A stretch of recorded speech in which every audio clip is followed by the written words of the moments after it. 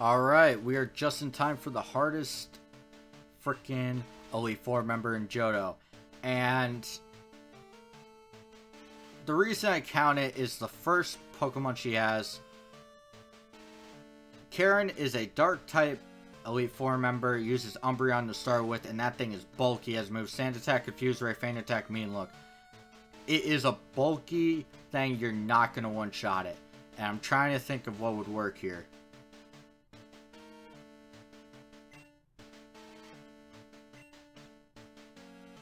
I think what I'm gonna do... Let's get a Super Potion on Kingdra.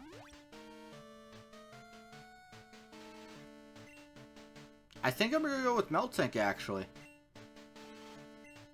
Yeah, I think Meltank is actually gonna see its first time in the sun. Umbreon is such a beast of a tank. This is really going to be a hard match. The rest of her team is pretty easy. There is a little threatening, like... Well, there's one other that's really threatening, but otherwise it's not that big of a deal. But Umbreon is really devastating. As I said earlier, has mostly just... Well, it's mostly just trying to be annoying with Confuse Ray. Yeah, Sand Attack, of course. Let's see if we can flinch it. Come on, Meltank. You've done it before. That actually did a lot more than I expected. Like, Umbreon is that beastly of a tank. Alright, Sand Attack. If it gets more than that one, I will in fact switch. Flinch, nice! No way. No way. I totally expected to sit here for a little bit. That is great news. Good job, Meltank. You did a great job. Alright, she is sending... I almost said he, by the way, but she is sending out Vileplume, Grass, Poison type. Well, we have Typhlosion here. Stun Spore, Acid, Moonlight, Petal Dance. Petal Dance is technically an exclusive move to Vileplume. And, what's it called? Blossom at this point in the series. No, I think actually... Maybe you could breed it in this. I don't remember. I just remember I know Vileplume as the original Petal Dance. This is awkward. But we have Meltank. Gengar is Ghost Poison type. I mean, I should know it. Lick? Really? Spite, Curse, Destiny Bond. This is a pathetic Gengar. You're almost not worthy to be a Gengar. You know what? You aren't worthy to be a Gengar. De-evolve, come back as a Haunter, maybe I would accept it. Well, it just used Curse and killed itself. That's great. That Gengar actually was so bad, it killed itself. And this is Murkrow. Dark Flying type. I mean, it's only the second Dark type and we've been in this battle for 4 Pokemon. Actually, I'm going to say Gengar. Quick Attack, Whirlwind, Feint Attack, and Pursuit. I had a burp and I had to suppress it there. I don't know if you heard it. I'm going to Ice Punch it. Murkrow isn't that good, to be honest. It's not until it gets its evolution that becomes really good. But this is... The next one's a kind of a challenge, actually. It's going to be Houndoom. We haven't seen one of these since the executive at the top of the radio tower. Dark Fire type. Roar, Pursuit, Flamethrower, Crunch. This is a good Houndoom, packing 2 special attacks with Stab. This is truly a monster, and it could get out of hand. We'll see. I don't really know. Houndoom is usually not one of the Pokemon I struggle with, but I don't know if Kingdra is going to be able to do it.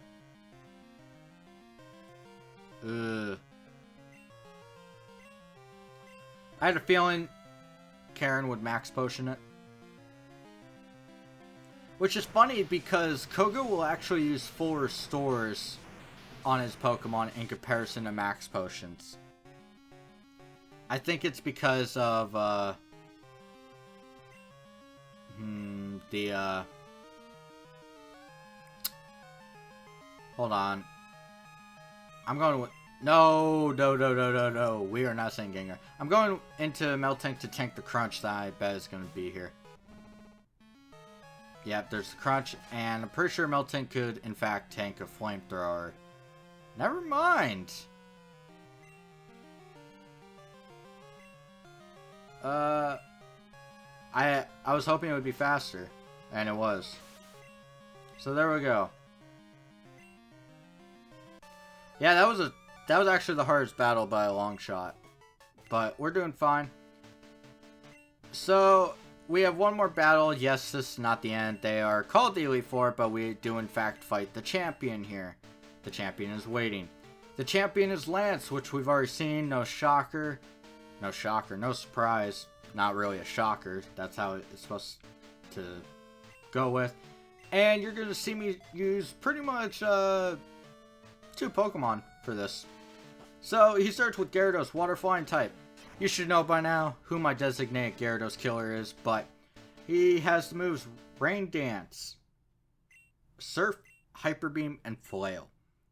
And by the way, this is very good. I'm just going to leave it in silence for a second.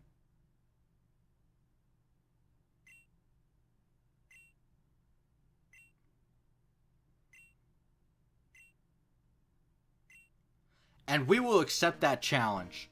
Let us get into the fight. He packs 3 Dragonites. So if you do not have an ice move, I'm sorry, you're going to have a difficult time. He packs his Gyarados as we're about to electrocute it. I don't think it'll stand up to it. And yes, as you see, level 44, and he will not jump to level 55 with 3 Dragonites. So he does in fact have 3 cheating Dragonites. Alright. What else do we have? He has a Dragonite. I'm going to send in Jinx for the security on this. I know Gengar could probably do it, but I'm not sure. Now, this Dragonite, depending on what level. 47. So, this could either be one... Because there are 2 level 47 Dragonites. It could either have Thunder Wave, Twister, Thunder, Hyper Beam, or it could have Thunder Wave, Twister, Blizzard, Hyper Beam. So basically the only move that switches is Thunder and Blizzard. And there we go. Dragonite is down. Jinx did its job wonderfully. And here's Charizard. Fire Flying type. To be honest, it has to be Gengar. But Flamethrower, Wing Attack / Hyper Beam. Now the reason I say it has to be Gengar is because Typhlosion will die to a Hyper Beam. And Gengar could probably tank a Flamethrower or Wing Attack. Let's see how well my prediction was. And we're pretty close in level, so we'll see here. Alright, it did tank it. Though a crit would have done me in. Alright, and with that, Charizard is down. Let's see what is going to be next. Dragonite. Well, I don't know which Dragonite is because there's 2 left. There's a level 47 left and a level 50. This is a level 47, so I've already said its move. This one's either the Blizzard or Thunder. We didn't see what the last one was. What was? Nice stutter. But, or slur, I don't know. But we don't know what this one is, so it could be any of them. Though, I think we should be able to, yep, secure the kill. The other Dragonite went down, so that one should have gone down. Level 43, so maybe we could take down level 50 in one time. Aerodactyl. This is a rock flying type. I really wish Skarmory had Steel Wing right now.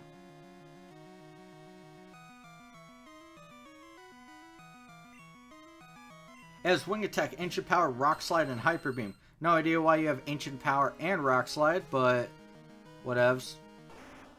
Alright, so it's fast though. That might be Gengar. Gengar might be the only feint here.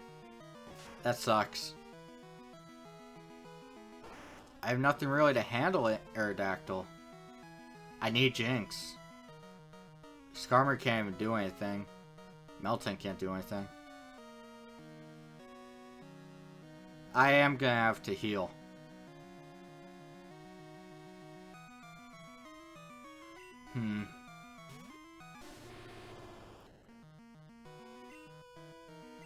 Yeah, okay. I was seeing maybe Typhlosion, because it's been with me longer, would be faster, but I did catch Ghastly incredibly early. This Aerodactyl is very bad for me.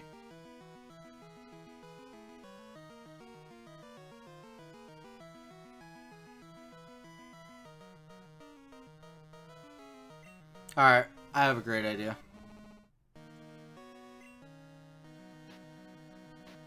Oh, why'd I... That was dumb.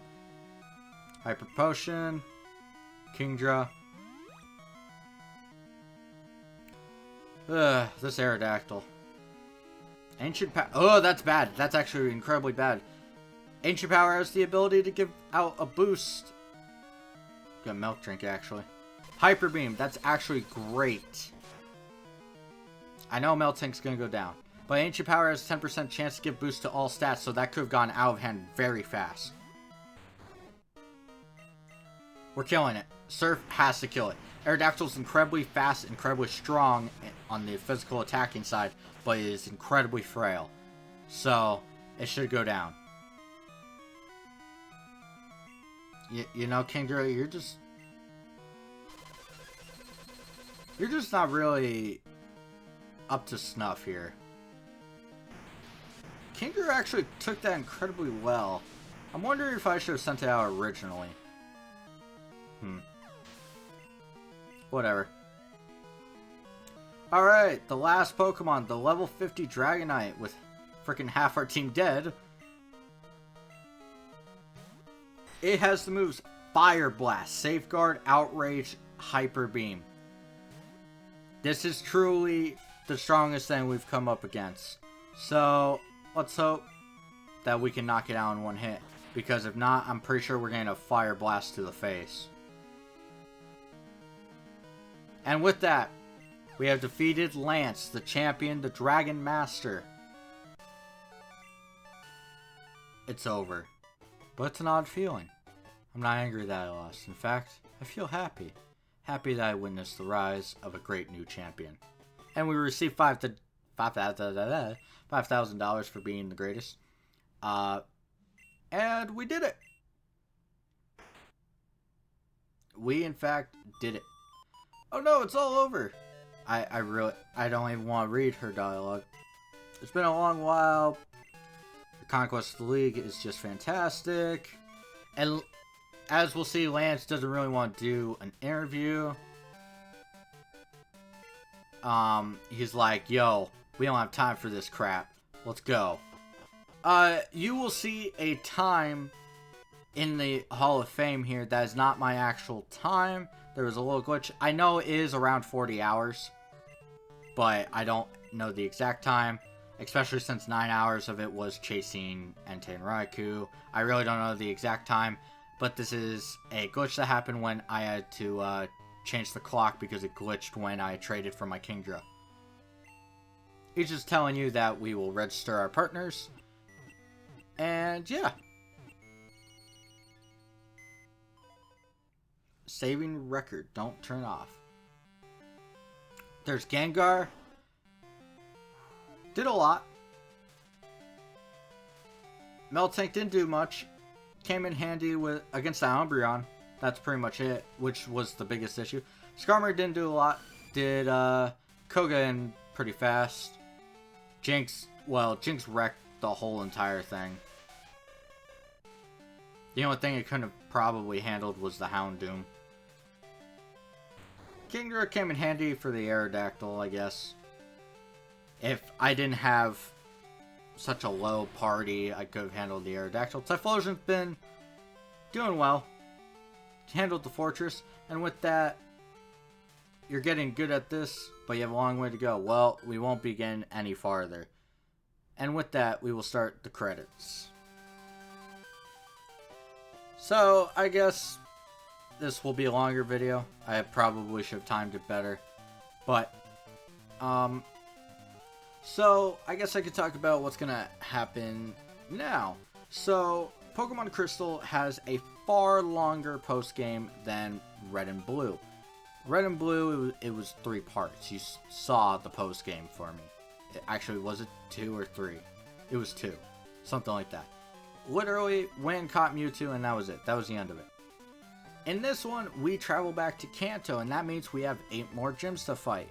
We have plenty of routes to explore, and overall, there are plenty of new things to do. It is not as long as the original Kanto, though. There are a bunch of cut areas. There are a bunch of... Overall, a bunch of missing trainers, a bunch of missing parts because of storage restrictions. So, with that in mind, it will not take as long as Red and Blue did, but there are a lot of things to do. So, it is probably, I'm guessing, gonna take another 30 to 40 parts, just because there's a lot to say and explore. But it should not take nearly as long as Johto did. And that's pretty much the post game. One thing I do want to point out is the Kanto side is now opened after beating the Elite Four. You have to beat it. You can't get over there otherwise. And with that, I'm going to leave this off. Next time, we'll be exploring some parts of the game that don't exist in this version, but do exist in Virtual Console. I want to make a point to highlight it. And we'll be visiting Kanto. So with that, we are going to go through the screen. We're going to click continue. And we are back home. With that, I'll leave you till Kanto. Till then.